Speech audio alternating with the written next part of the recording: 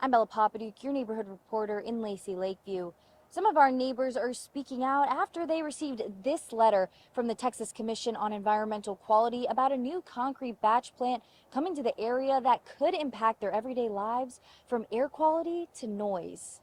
We have small children and we're concerned about the health effects, especially. That's the biggest thing for us. Stephanie Shell tells me she was shocked when her family received this letter in the mail from the TCEQ. The letter informed neighbors that the company LGS Precast had applied for a permit to construct and operate a permanent concrete batch plant at 408 South Lacey Drive. So they did tell us in the letter the local air quality may be affected by the windblown dust and particulate matter, on top of the noise, the vibrations, the heavy truck traffic, and that this would be going on 24 hours a day, 365 days a year.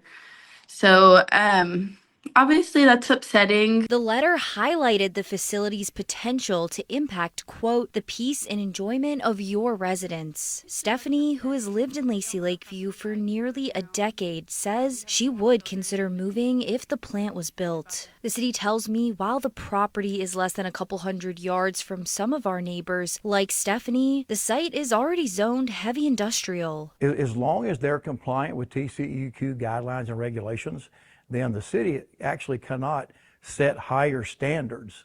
We have to go with what TCEQ recommends. The batch plant company tells me it broke ground back in May on the facility, and it will have its first phase operational by Q1 of next year. The bathrooms are what they're calling phase one, and once they get that established, then they'll actually apply for the permit to build, I guess, their manufacturing building. The plant says there will be other phases after they start operations, and they're considering adding another site in the Waco area by 2027. After talking to the developer, this is actually a $30 million investment that LGS is actually making here.